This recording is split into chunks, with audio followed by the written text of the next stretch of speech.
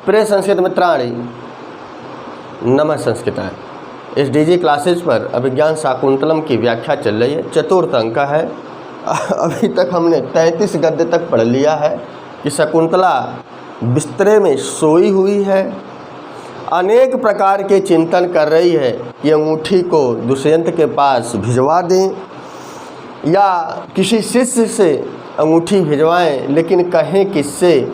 जिससे कहेंगे सबसे पहले यही पूछेगा कि ये अंगूठी आई कहाँ से। इत्थम, अंत में वह कहती है, पिछला श्लोक है कि इत्थम गते अस्माभिः किं करणीयम, इस अवस्था में मैं क्या करूं? ऐसी हमारे सामने विकट स्थिति है, किससे कहूं कि शकुंतला गर्भ धारण कर चुकी है। ये तो अलग की बात है, छोड़ो, शकुंतला दुष्यंत से विवाह कर ली है, ये भी बात है। ये दोनों बात मैं किससे कहूँ? जिसको बताऊंगी तो वहाँ पर प्रश्न चिन्ह उठेगा कि तुम दोनों क्या कर रही थी। ये कथानक हमने पिछले वीडियो तक पढ़ा। अब उसके आगे बताया गया और प्रियंवदा मंच पर प्रवेश करती है और कहती है सहर्षम, प्रसन्नता के साथ। अनसुईया पूरी टेंशन में है, बिस्तरे में ही सोच रही है कि मैं उसके साथ कैसा व्यवहार करूं, हमारे सखी पर कोई दोष ना आ जाए, इस बारे में चिंतन कर रही है। और इधर प्रवेश से शकुंतला सहर्षम प्रवेश करती है और कहती है सखी त्वरस्व त्वरस्व त्वरस्व, सखी जल्दी करो जल्दी करो जल्दी करो। शकुंतलाया प्रस्थान कौतुकम निवर्तयितुम, शकुंतला के प्रस्थान के लिए, मांगलिक कार्य के लिए जल्दी करो, त्वरस्व त्वरस्व। बड़ी प्रसन्नता के साथ अनसुईया के पास आती है और अनसुईया को ये सूचना देती है कि त्वरस्व त्वरस्व शकुंतलाया प्रस्थान कौतुम, शकुंतला के मांगलिक कार्य के प्रस्थान के लिए निवर्तयितुम, शीघ्रता करो। इसीलिए त्वरस्व बोला 2 बार कि जल्दी करो जल्दी करो। और मांगलिक कार्य क्या है? आगे बताया कि अनसुईया सखी कथम एतत्, यह कैसे हो गया? शकुंतला का मांगलिक कार्य करने के लिए आपने कैसे संदेशा दे दिया? इसीलिए अनसुईया कहती है सखी कथम एतत्, यह कैसे हो गया? तो प्रियंवदा कहती है सुनो, माने सुनो कि इदानीम सुख सहित प्रक्षिका, कि वह शकुंतला इदानीम माने इस समय सोई है या नहीं सोई है, सुखपूर्वक सोई है कि नहीं सोई है। शकुंतला सकाशम गतास्मि, मैं शकुंतला के पास गई थी। ये सूचना कहाँ से मिली? वही चीज़ बताई कि सुनो माने सुनो, इदानीम सुख सहित प्रक्षिका शकुंतला सकाशम गतास्मि, शकुंतला सुखपूर्वक सोई है कि नहीं सोई है, रात में नींद आई है कि नहीं आई है, मैं उसके पास यह पूछने गई थी। प्रियंवदा को भी टेंशन है। शकुंतला क्षमता अनसुईया बिस्तरे में रह कर यह सब बातें सोच रही है, कैसे इसको अपने पति के घर भेजा जाए, किससे संदेशा भिजवाया जाए, अंगूठी किससे भिजवाई जाए, कहीं दुष्यंत का साप तो नहीं काम कर रहा है। यह अनसुईया बिस्तरे में बैठकर सोच रही है, सोकर सोच रही है। और इधर प्रियंवदा उठते ही सुबह का वर्णन था, इसके पहले वाले श्लोक में पढ़े थे, दूसरे और तीसरे में यात एकतोस्त शिखरम, कि 2 तेजों के साथ सूर्य और चंद्रमा, ये संसार अस्त और उदय हो रहा है। तो सूर्योदय का ही समय था। अनसुईया कहती है सुबह उठकर मैं क्या करूं, मेरे हाथ पाँव ही काम नहीं करें, अन्य प्रकार की बातें सोचती है। उसी के बाद प्रियंवदा संदेशा देती है कि जल्दी करो जल्दी करो, शकुंतला के मांगलिक कार्य के लिए हमें तैयारी करनी है, शीघ्रता करो जल्दी करो। और उसके बाद अनसुईया पूछती यह कैसे संभव हुआ? तो प्रियंवदा कहती है सुनो, जब मैं सुबह ही उठकर मैंने खाट से उठी, तुरंत शकुंतला के पास गई, और जब मैं तुरंत शकुंतला के पास गई कि वह रात भर सुख से सोई कि नहीं सोई, नींद शकुंतला को भी नहीं आ रही। कि शकुंतला सुखपूर्वक सोई कि नहीं सोई, यह पूछने गई थी। प्रियंवदा भी टेंशन में है। इन्हीं दोनों ने मिलकर महाभारत करवाया था, इसलिए दोनों टेंशन में हैं। एक दुष्यंत को लेकर है और एक पिताजी को लेकर है। दोनों शकुंतला के प्रति चिंतित हैं। इसीलिए कहा कि दानिम सुख सहित प्रक्षिका, कि इस समय वह शकुंतला सुख सहित प्रक्षिका कौन है, प्रश्न आएगा, लिख देना शकुंतला। कथानक से इसी तरह सवाल आएंगे। शकुंतला सकाशम गतास्मि, मैं शकुंतला के पास गई थी। अनसुईया ततस्तः, तब क्या हुआ? जब तुम शकुंतला के पास गई, अनसुईया कहती है तब क्या हुआ? तो प्रियंवदा कहती है तावदीनाम लज्जान्वत मुखे परिस्वज्य तावत काश्यपेन एव अभिनंदितम, कि जब मैं शकुंतला के पास गई तो पिताजी उस समय लज्जा अवनत मुखी शकुंतला, लज्जा से जिसका मुख नीचे था, ऐसी शकुंतला को परिस्वज तात काश्यपेन, काश्यप के द्वारा गले लगाकर अभिनंदितम, प्रशंसित हो रहे थे। वह पिता लज्जा अनवत मुखीम शकुंतला को गले लगाकर प्रशंसित हो रहे थे, अभिनंदित हो रहे थे कि दृष्टया धूमा कुलित दृष्टेर अपि पावक एवाहुति पतिता। यह बताया दृष्टया माने सौभाग्य से, भाग्य से, धूमा कुलित दृष्टेरपि, जब यज्ञ आदि कार्य होते हैं तो यज्ञों का धुआं आँखों में लगता है, और जो हम आहुति देते हैं दूर से ही आँख मूंद कर गिराते, लेकिन वो इतनी बार अभ्यस्त हो जाता है कि आँख मूंद कर स्पष्ट दिखाई नहीं पड़ रहा है आहुति कहाँ गिरानी है, लेकिन भाग्यवशात उस अग्नि में ही गिर पड़ता है। यहाँ कहने का तात्पर्य है कि सौभाग्य से, भले ही ना जानकारी में कि दुष्यंत कौन है क्या है, लेकिन सौभाग्यवश कि शकुंतला ने भी, शकुंतला रूपी आहुति भी अग्नि में गिरा, अर्थात दुष्यंत के पास, चक्रवर्ती राजा के पास गया। तो दृष्टया धूम कुलित दृष्टे है अपि पावक एवाहुति पतिता, सौभाग्यवश, भाग्यवशात धुएं से व्याकुल यजमान की, पावक माने अग्नि में, एवाहुति पतिता, धुएं से व्याकुल जैसे यजमान की आहुति अग्नि में सौभाग्यवश गिर जाती है, अर्थात भाग्यवशात उसी में पड़ती रहती है। इतना सटीक अंदाजा होता है, इतनी क्रियाएं बार बार स्वाहा स्वाहा होती है, इतना हाथ फैलाना है वो अग्नि में ही गिरेगा, ऐसा अभ्यस्त हो जाने पर। यहाँ बताया कि शकुंतला भी जो है अग्नि में ही गिरी है, दुष्यंत के तेज में गिरी है। दुष्यंत चक्रवर्ती राजा के यज्ञ रूपी अग्नि में गिर गई है। वत्से सुशिष्य परिदत्ता विद्येवा शोचनीयांश समृत्ता।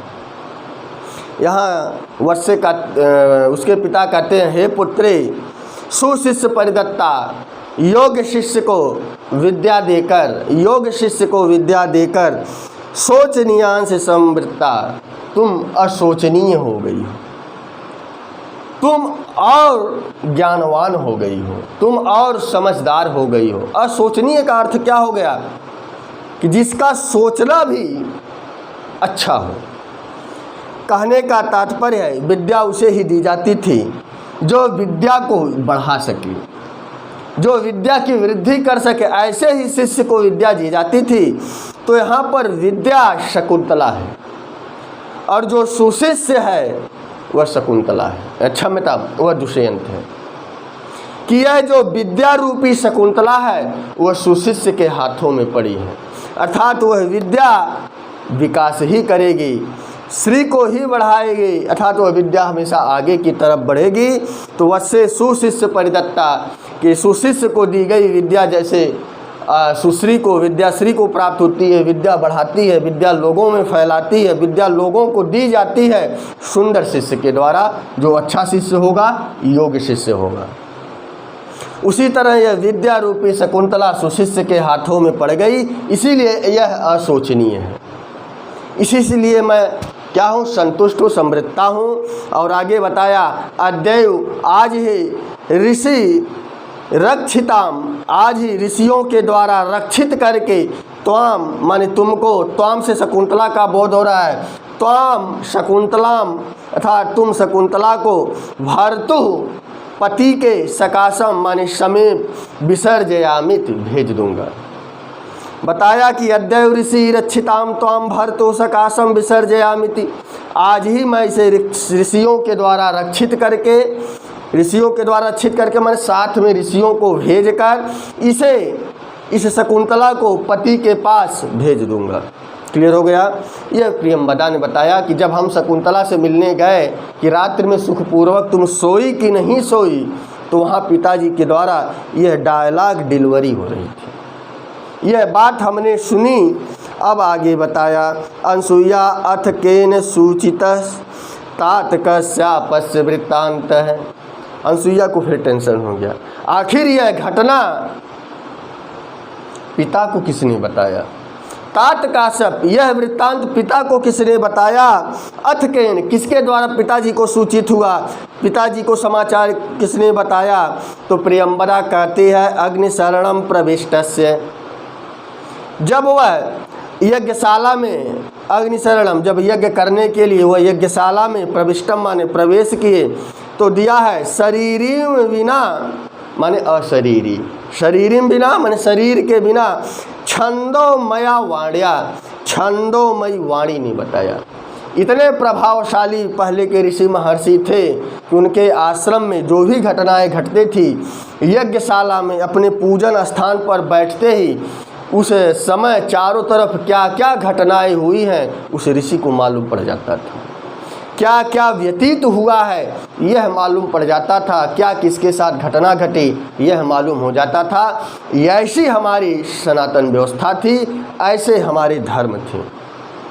तो ही दिया यहाँ पर अग्निशरणम प्रविष्टम, जब वह यज्ञशाला में यज्ञ करने के लिए प्रवेश किए तो अशरीरणी बिना, शरीरणी बिना अर्थात शरीर के बिना, छंदोमय्या वाण्या,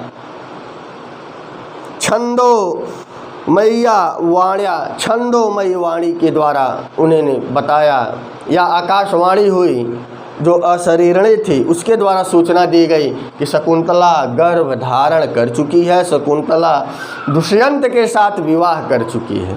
इसके बाद अनसुईया कहते हैं सविस्मय आश्चर्य के साथ, कथमेव कैसे, आश्चर्यचकित होकर कहती है कैसे कहा। तो यहाँ पर प्रियंवदा संस्कृतम आश्रित, संस्कृत में कुछ श्लोक बोलती है।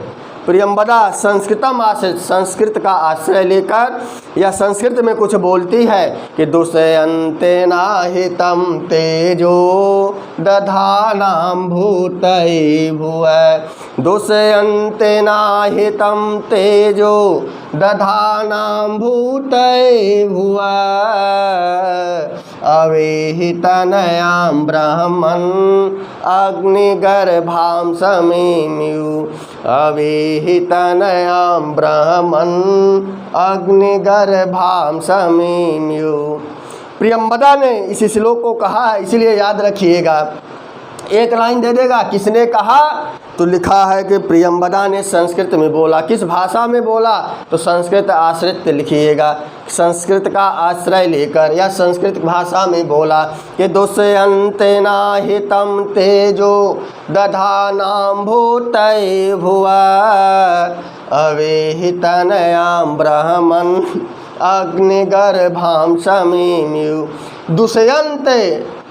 दुष्यंतेन आहितम तेजो, दुष्यंत के द्वारा स्थापित जो तेज है, जो वीर्य है, भुव भूतये दधाना, भुव माने पृथ्वी के कल्याण के लिए धारण किया हुआ है।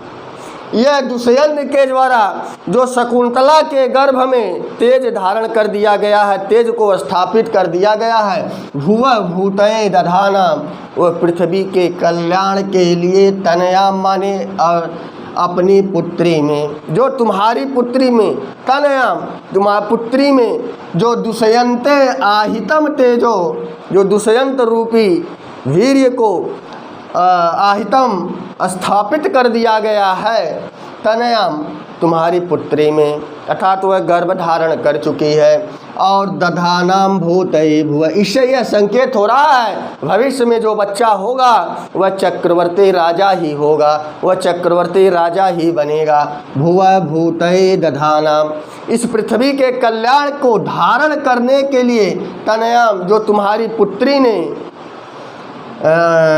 तनयाम जो तुम्हारी पुत्री ने गर्भ धारण किया है वह अग्निगर्भा समी मिव अवे, जैसे अग्निगर्भा माने अग्नि जिसके गर्भ में है, ऐसे समी मिव वृक्ष के समान है।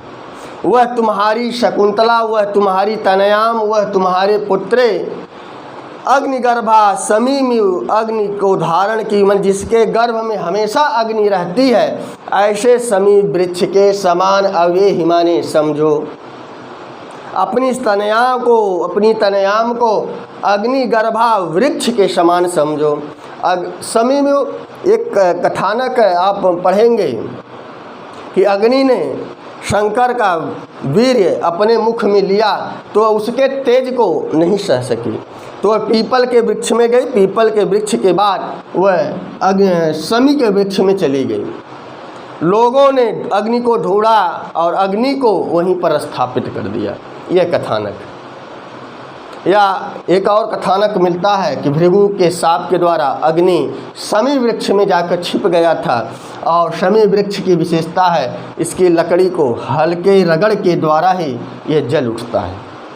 हल्का रगड़ने पर इसमें अग्नि उत्पन्न हो जाती है, तो वही दिया अग्निगर्भा समीनु, माने वह बहुत जल्दी जलती है। ऐसी यह लकड़ी है समी का कि यह बहुत तेज़ी से आग पकड़ती है।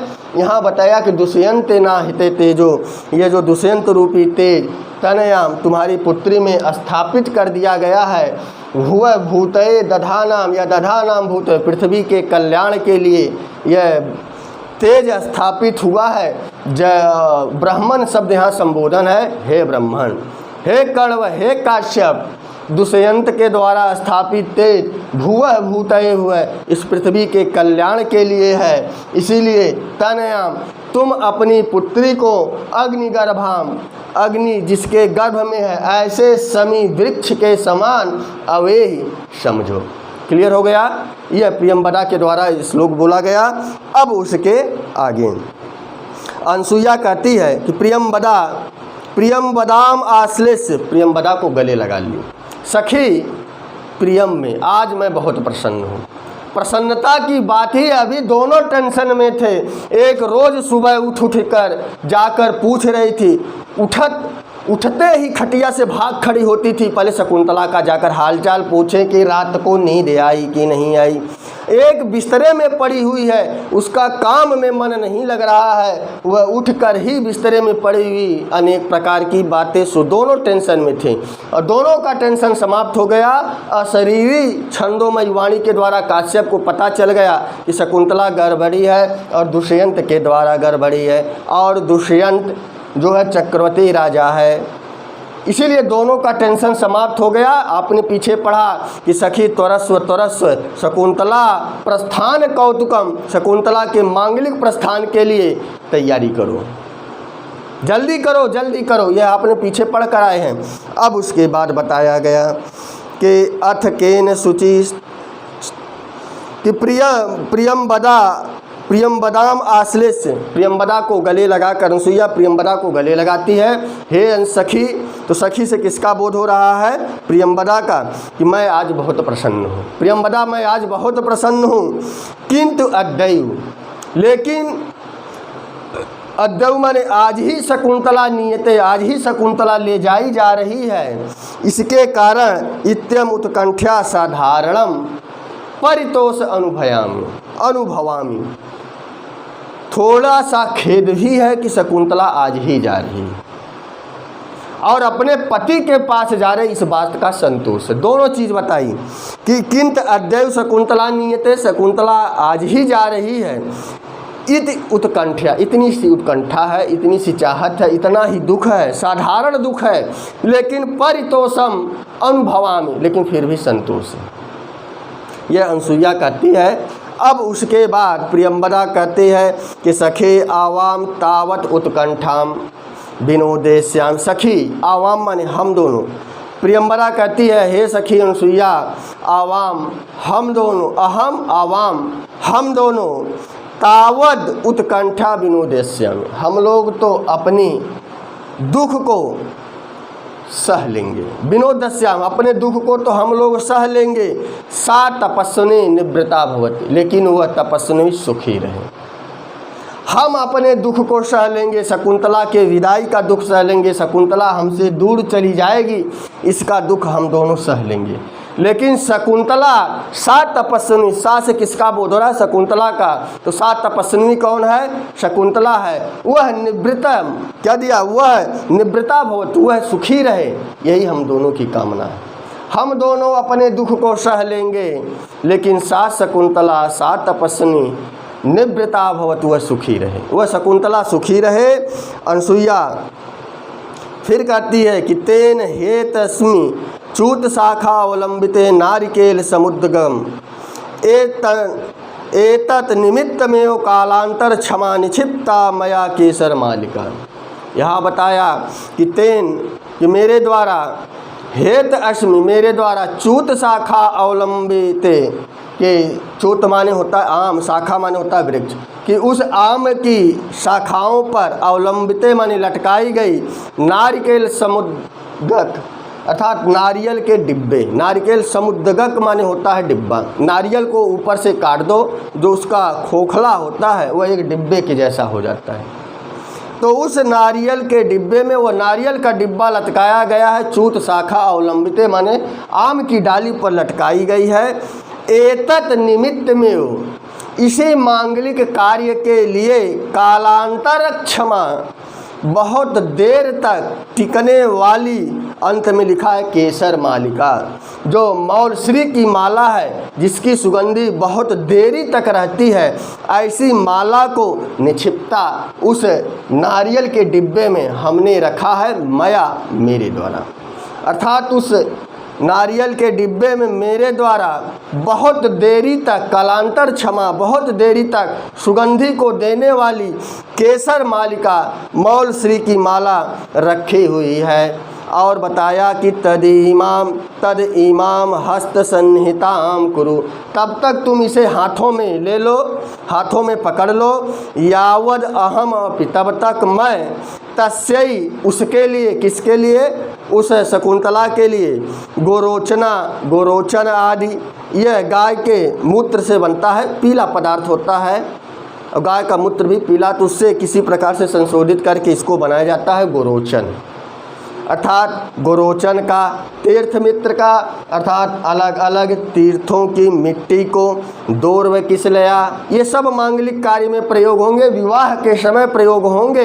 इसीलिए यहाँ बताया कि तब तक मैं उस तस्यै, उस शकुंतला के लिए गोरोचना, तीर्थ मित्र का माने अलग अलग तीर्थों की मिट्टी को, दुर्वा किसलयान, दूब के अग्रभाग को लेकर आदि मंगल सामालंबनानि विरचयामि, तब तक मैं आदि माने अन्य प्रकार की मांगलिक वस्तुओं को इकट्ठा करती हूँ या तैयार करती हूँ। यह शकुंतला, यह अनुसुईया कहती है। तभी प्रियंवदा कहती है तथा क्रियताम, ऐसा ही करो, आया ठीक है, ऐसा ही तुम करो। अनुसुईया निष्क्रांता, अनुसुईया उस मंच से निकल जाती है। और प्रियंवदा नाट्येन सुमनसो गृहणाति, और प्रियंवदा नाटक चुनने का, सुमनस तो सुमनः, तो सुमनसो दिया, सुमनः गृहणाति, फूल चुनने का नाटक करती है मंच पर। तभी नेपथ्य से आवाज़ आती है, नेपथ्य से फिर आवाज़ आई कि गौतमी, संबोधन है इसीलिए छोटी ही हो गई कि गौतमी आदिश्यंताम सारंगरव मिश्रा शकुंतला नयनाय। आदेश नेपथ्य से आवाज आई कि हे गौतमी, हे सारंगरव, आदि को शकुंतला को, माने गौतमी, सारंगरव, शारदत्त आदि सभी को बुलाया जा रहा है। शकुंतला को अननाय पति गृह ले जाने के लिए। नेपथ्य से यह आवाज़ आ रही है, पर्दे के पीछे से आवाज़ आ रही है, हे गौतमी, हे शारंगरव, शकुंतला को पति के घर ले जाना है, ऐसा आदिश्यंताम, ऐसा आदेश दिया जा रहा है पर्दे के पीछे से कि शारंगरव और गौतमी कहाँ है, शकुंतला को उनके पति के घर उन्हें भी साथ जाना है, ऐसा आदेश दिया जा रहा है।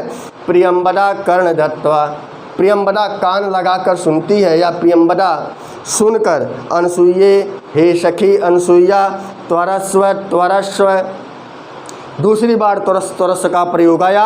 एक उधर कहा कि जल्दी करो जल्दी करो, शकुंतला के प्रस्थान के मांगलिक कार्य के प्रस्थान के लिए हमें तैयारी करनी है। दूसरी बार त्वरस का प्रयोग आया, फिर वही प्रियंबदा कह रही है कि त्वरस्व त्वरस्व, हे सखी अनसुईया जल्दी करो, एते खलु हस्तिनापुर गामिनी ऋषय शब्दायन्ते, हस्तिनापुर को जाने वाले, हस्तिनापुर गामिन है, हस्तिनापुर को जाने वाले जो ऋषि लोग हैं उनके नाम को शब्दायन्ते बुलाया जा रहा है, उनके नाम को बुलाया जा रहा है, पुकारा जा रहा है कि जो जो हस्तिनापुर जाने वाले हैं उन ऋषियों को बुलाया जा रहा है। अब इसके बाद प्रवेश समालंबन हस्ता, अभी आपने पढ़ा कि अनसुईया मांगलिक वस्तु लाने गई थी और प्रियंबदा कहती है ठीक है ऐसा ही करो, ये अभी पीछे पढ़कर आए। अब वही शकुंतला, क्षमता वही अनसुईया प्रवेश करती है समालंबन हस्ता, वही मांगलिक वस्तुओं को लेकर प्रवेश करती है। सखी इधर आओ, गच्छाओ, आओ चलें, सखी ए गच्छावह से क्लियर हो गया कि हम दोनों चलें, गच्छामि गच्छावह, हम दोनों चलें। इत परिक्रामतः, इस प्रकार से दोनों चारों ओर घूमती हैं। और उसके बाद प्रियंबदा विलोक्य माने देख कर कि विलोक्य, ऐसा सूर्योदय एव शिखा मज्जिता, ऐसा सूर्योदय शिखा मज्जिता, कि यह शकुंतला, ऐसा शकुंतला सूर्योदय के समय ही दिया है, शिखा मज्जिता माने शिखा को धो ली है। तो पूर्ण स्नान करके, जब तक स्त्रियां शिखा को नहीं धोती वह पूर्ण स्नान नहीं होता। शिखा मज्जिता से क्लियर हो गया कि शकुंतला भी अपने बारों को धो ली है, अर्थात वह पूर्ण स्नान कर चुकी है। और प्रतिष्ठ निवार हस्ता भी, और हाथों में तिन्नी के चावल को लिए, यानी प्रतिष्ठ निवार हस्तावे, हाथों में चावल लिए हुए, निवार के निवार तन्नी के चावल इसलिए कहा जाता है, यह बिना बोए और जोते होता है, यह तालाब में होता है, इसीलिए यह व्रतों में खाया जाता है। आप कहेंगे कि यह चावल है, चावल नहीं है, अन्न वही है जो जोत और बोकर पैदा किया जाएगा, वह अन्न की श्रेणी में आएगा। जो स्वतः पैदा होते हैं वह अन्न की श्रेणी में नहीं आते। यहाँ यही बताया कि प्रतिष्ठ निवार हस्ताभि, जिसके हाथ में तिन्नी के चावल हैं, स्वस्थ वाचनिका विस्ताप, और स्वस्थ वाचन का पाठ करती हुई, स्वस्थ वाचनिका भी, स्वस्थ वाचन का पाठ करती हुई, तापसी भिराभिनंदमाना, तपस्वियों से अभिनंदन की जाती हुई। और दिया है शकुंतला तिष्ठ, शकुंतला बैठी हुई।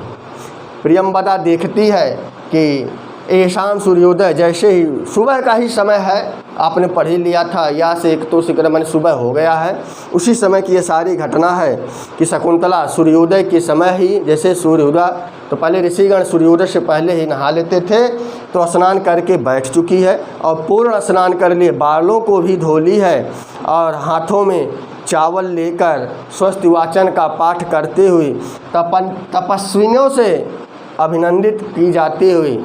जब कोई सखी विदा होती है तो गांव की सारी सखियां मिलकर वहां आकर उसे अभिनंदित करती हैं, तरह तरह की बातें पूछती हैं, तरह तरह की बातें